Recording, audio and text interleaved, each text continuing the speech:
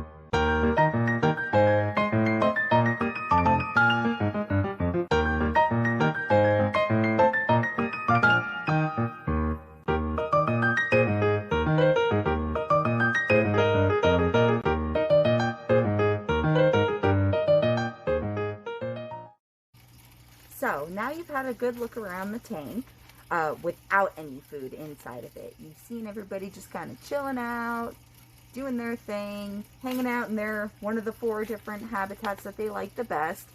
And then we're going to get ready to add this. A little bit of excitement, my friends. This is a bag of salmon food. This is actually going to be way more food than they're going to be able to eat this year. I could probably use this food for the next few years, to be honest with you. This is a really fine fish meal. So I told you back in another video about what the salmon food is going to be made up of. It's mostly made of fish meal from other ocean fishes. So like anchovies and other feeder fish that adult salmon really love out in the ocean. The parts that are collected for fishing purposes for human food are the parts that we don't eat are recycled and get put into this fish meal. So there's a lot of great nutrients inside of here. There's different sizes. So back at the hatchery, they will have different size food. And since ours are teeny tiny baby fish just starting out to feed, we're going to feed them this really fine, really almost sandy food, just little bits at a time. So I'm going to add a little pinch of food. This is called testing or tease feeding. We're going to see if these fish are actually ready to eat. And I'll know that by, obviously, they'll start gulping. It'll be really cool. A lot of the fish will not quite know what to do because this is going to be their first time seeing food.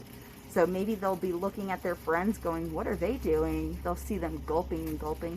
So once one fish starts catching on that this is stinky, delicious cuisine, the other friends will follow.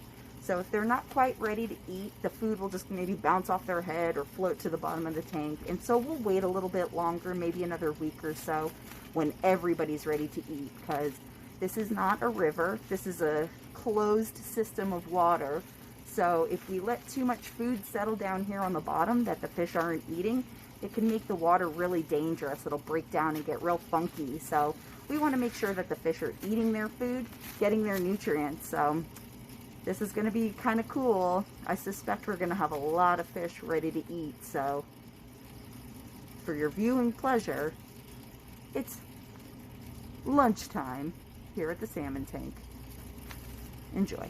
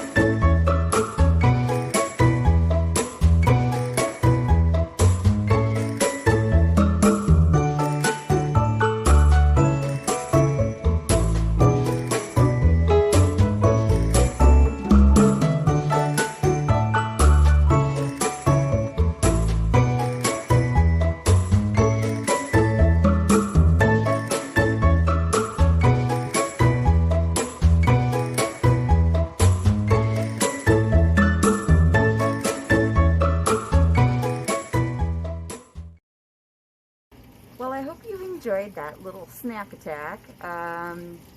It is really sad that we will be ending our Salmon Science Friday videos this week, but the important thing to know is that I will continue to answer all of your questions on Flipgrid and the online forums. Everything that you've been sending me that I haven't had a chance to get to, if I haven't gotten to your question on the website, I promise you I'm going to keep working on that. So keep sending in those questions and comments and stories and salmon names. We need a lot more salmon names.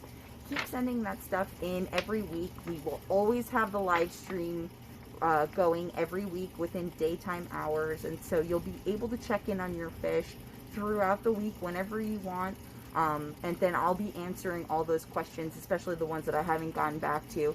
Keep checking back on the website, keep checking back on the live stream. This is not over yet, so we're going to hang out for a little while. They'll be feeding. My friends here at the Science Resource Center, they're going to be feeding the fish about 9 o'clock in the morning every day. So if you're able to tune in to the live stream around 9 o'clock, you might be able to catch breakfast time here at the tank. So things are still going to be cute, still going to be exciting, still going to be fun and educational. So we'll do that until about May. And then in May, you will be getting, whoops, I did not do that on purpose. You'll be getting your Schools for Salmon release journal, because in May, we are going to be releasing our salmon into the Wenatchee River. So in May, we will send you these journals to keep for your own fun and for a little souvenir. So you'll be doing some activities, you'll be seeing the salmon be released into the wild, and we'll follow up with you then. So this is not the last time we'll see each other. We're just going to take a little break for now and get ready for the release and get these fish fed and healthy and strong and ready for their next adventure. So until next time, my friends, it's been my pleasure, and it's been so great getting your questions. Keep them coming. I miss you already, and I will see you next time.